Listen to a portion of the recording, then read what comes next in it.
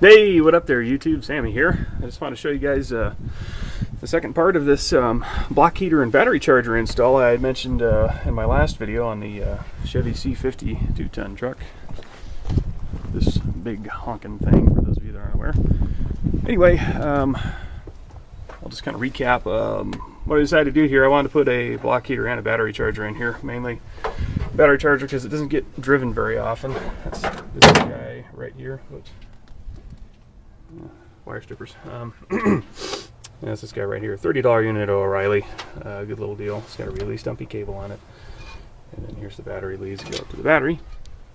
Anyway, you see inside of this this outdoor type 110 volt box here, I've got a duplex outlet, which is kind of hard to see because the lighting sucks because it's dark out here. There we go. So I got this duplex outlet. I've got a drop light plugged into it right now, even though you don't see any light, and I'll explain why in a second. And there's a relay inside of here. That's that orange thing.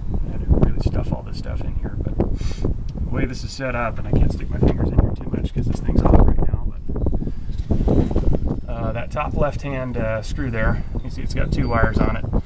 That's the hot leg coming in off the wall power, and then it's jumped off to this side of the duplex. That one is always on. That's where the battery charger is going to plug into, so that when the truck's plugged in, the battery charger's running. And then on the right hand side, top screw, is the switched hot leg, and that's going to this side with the drop light side of the duplex.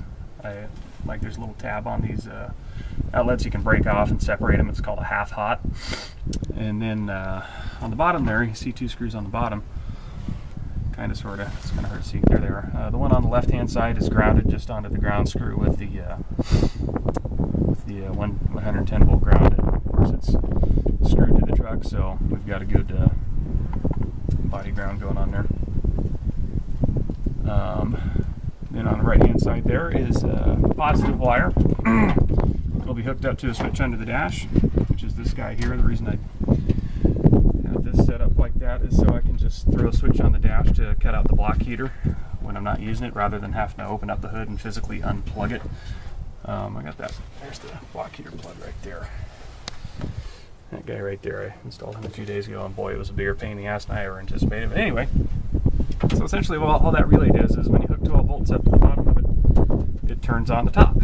So as I will demonstrate here, here is positive battery terminal, and here is stripped hot wire for that, and ta-da!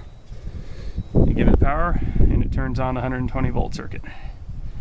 That relay runs on 3 to 32 volts DC. So, like I said, gonna throw a switch on the dash with a little. I'll probably put like a little 5 amp fuse on there just for safety. But that's how that works. And all I got you here, you can watch me.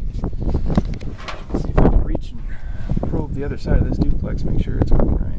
Go positive and negative. Yep, 120 volts. Bitchin'. Thanks for watching. Have a good one. I'll do another video once everything's all put together and wired up. Later.